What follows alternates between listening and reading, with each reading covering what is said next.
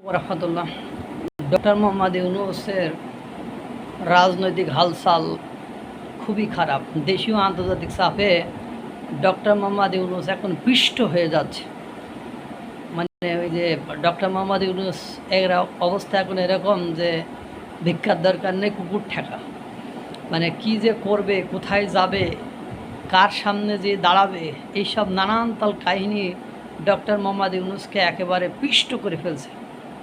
Doctor Yunus 2007 সালের মতো আবারও একবার হতাশ হয়ে গেলেন। 1/11-এর সময় তিনি একটা নাগরিক শক্তি নামে একটা পার্টি করেছিলেন। এই পার্টি করার পরে তার সাথে যারা থাকতে চেয়েছিল তারা বলেছিল আমরা আপনার সাথে থাকবো না। তাই তিনি একটা খোলা চিঠি লিখেছিলেন যে আমার সাথে যারা থাকতে চেয়েছিল, কাছে যারা, তারা এখন কেউ আর আমার সাথে থাকছে না, আমার সাথে কাজ করছে না।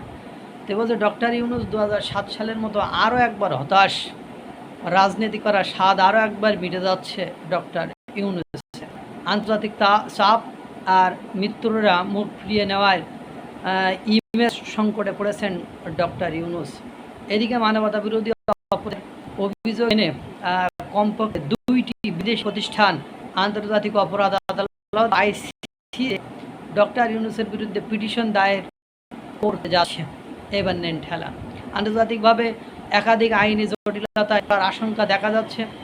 আবার সেফ এক্সিটের জন্য লন্ডনে বৈঠকে যে পথ বের করা হলো তাতে রাজি নন দেশীয় মিত্ররা, অর্থাৎ NCP আর জামাতে ইসলাম। দেশীয় যারা মিত্র তারা রাজি নয়। তারা সব মিলিয়ে ডক্টর ইউনূসের জন্য রাজনীতি বা নিজেকে গুটিয়ে চলে যাওয়া জটিল হয়ে পড়েছে।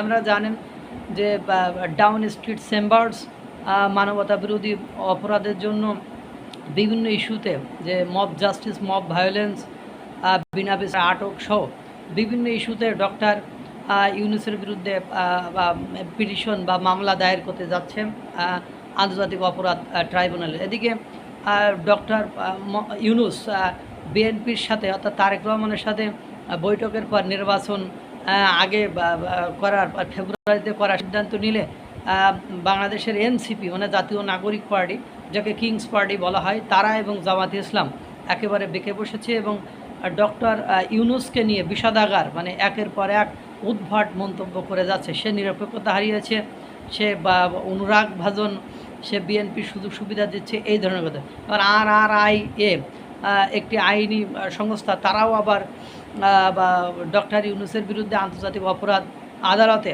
মামলা করতে যাচ্ছে। সব কিছু মেলায় একেবারে লেজে গোবরে অবস্থা। তিনি যে আপনার NCP, সেই NCP এখন আগে যেমন বিএনপি ডক্টর ইউনূসকে বিভিন্ন রকম মন্তব্য করতো, এখন NCP বিভিন্ন বিষয়ে ডক্টর ইউনূসকে নিয়ে ওরকম মন্তব্য করছে। দেশীয় এবং দেশীয় মিত্ররা এবং বিদেশি যে বিভিন্ন আন্তর্জাতিক সংস্থা আছে, এর আগেও জানেন আপনারা ব্যক্তিগত পর্যায়ে আওয়ামী লীগের নেতারা ডক্টর ইউনূসকে নিয়ে মানবাধিকার লঙ্ঘনের দায় দেখিয়ে আন্তর্জাতিক অপরাধ আদালতে মামলা করেছিল। পরবর্তীতে এখন যে ডাউনিং স্ট্রিট চেম্বার যারা করতে যাচ্ছে, সব কিছু মিলিয়ে ডক্টর ইউনূসের আরও একবার হতাশ হয়ে ফিরে যাওয়া এবং সেভ এক্সিটের জন্য যেসব প্ল্যান করছে আল্লাহ জানে যে সর্বশেষ ওনার পরিণতি কি হবে। তা ওনার পরিণতি যে ভবিষ্যতে খুব বেশি ভালো হবে না, এটা অনেকটাই মানে দেশীয় মিত্র এবং আন্তর্জাতিক চাপ থেকে স্পষ্ট বোঝা যাচ্ছে। আল্লাহ তাআলা সকলকে ভালো রাখুক, সুস্থ রাখুক। আসসালামু আলাইকুম ওয়া রাহমাতুল্লাহ।